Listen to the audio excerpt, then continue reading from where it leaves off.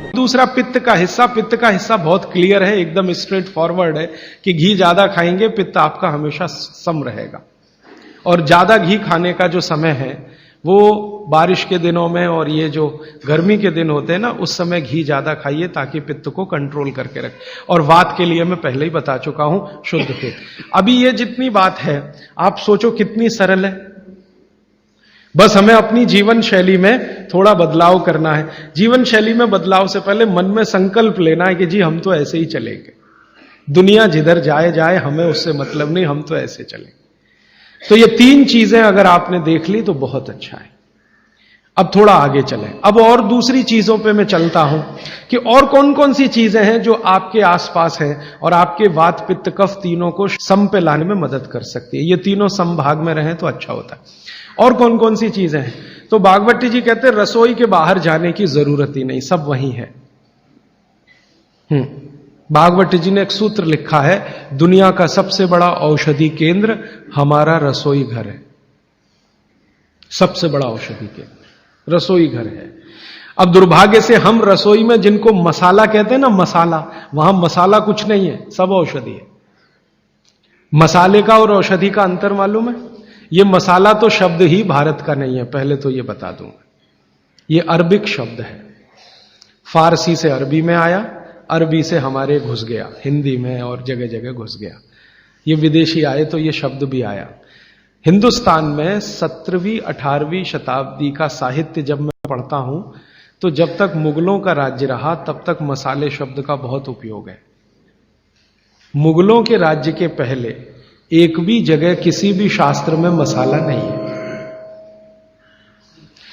चरक संहिता पढ़ी मैंने, कहीं भी मसाला नहीं है उसमें। सुश्रुत में कहीं मसाला नहीं है, बागभट्ट की कहीं मसाला नहीं है। पुराने जितने लेखक हुए हैं ना 10वीं शताब्दी के पहले के, कहीं भी किसी ने मसाले शब्द का इस्तेमाल ही नहीं किया।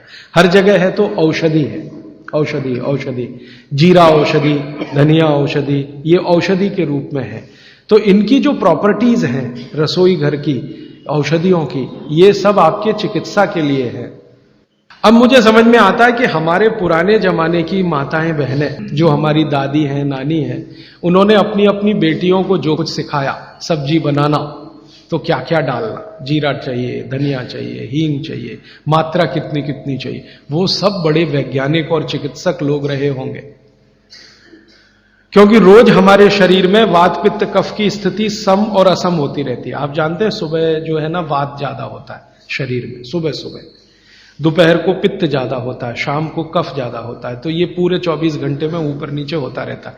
तो 24 घंटे में जो वात पित्त कफ ऊपर नीचे होता रहता है, तो सब्जियों में उसी के हिसाब से औषधियां डाली जाती है।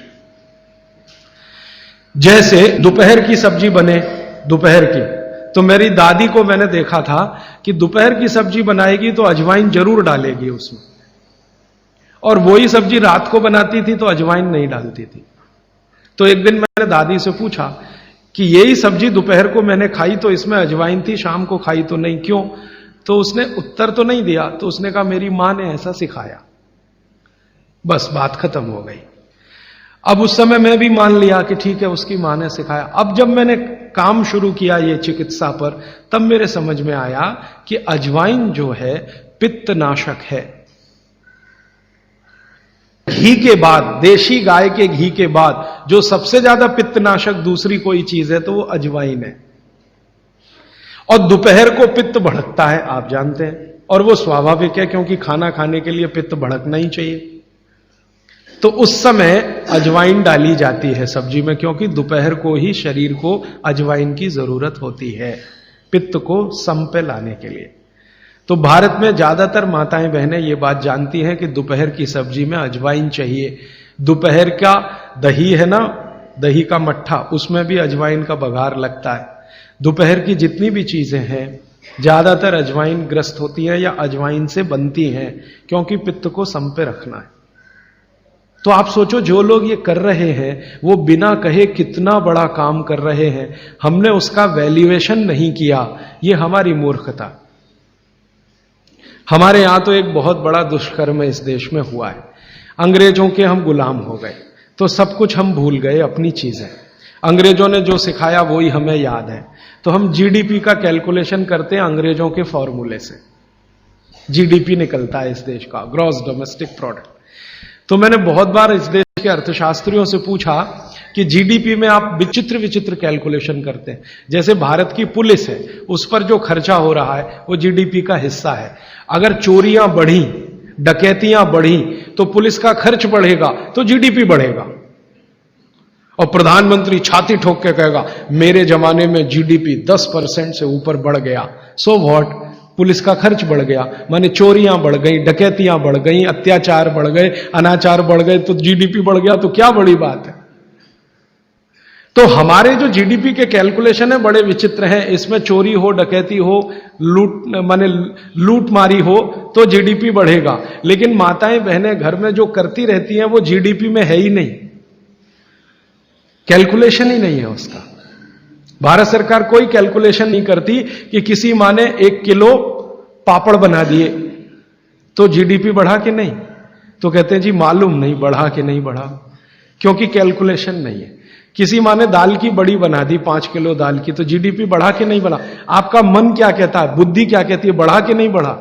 किसी ने बड़ी बना दी, किसी ने पापड़ बना दिए, किसी ने कुछ बना दिया, किसी ने गोंद के लड्डू बना दिए, किसी ने मावे का कुछ बना दिया, तो जीडीपी तो बढ़ ही रहा है, लेकिन हम कैलकुलेट नहीं कर रहे हैं उसको, क्योंकि अंग्रेजों के यहां महिलाओं का किया हुआ काम महत्व का नहीं माना जाता। अंग्रेजों के यहां ये जो अंग्रेज जात है ना दुनिया में, ये महिलाओं के किए हुए काम को काम ही नहीं मानती। आपको मालूम है 2000 साल यूरोप में महिलाओं को पुरुषों से हमेशा कम वेतन मिलता रहा, और आज भी है ये कई देशों में। वो मानते ही नहीं कि इनका कोई काम है। क्यों? वो महिलाओं में आत्मा नहीं मानते। हां, यूरोप का सबसे बड़ा दार्शनिक है प्लेटो, वो कहता है कि स्त्रियों में आत्मा ही नहीं होती, आत्मा सिर्फ पुरुषों में होती है। तो स्त्री जो करे वो बेकार है, पुरुष जो करे वो ही अच्छा है। तो उनके यहां से ये कैलकुलेशन हमारे यहां आ गया कि स्त्री कुछ भी करे तो काम ही का नहीं।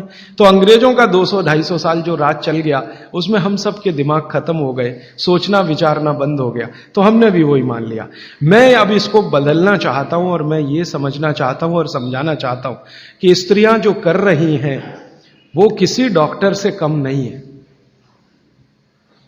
बस अंतर इतना है कि डॉक्टर को आप फीस देकर उससे एडवाइस ले रहे हैं, हमारी दादी नानी फोकट में वही एडवाइस दे रही है, धनिया खाओ, जीरा खाओ और ये अजवाइन खाओ, आपके पेट की गैस खत्म हो जाएगी।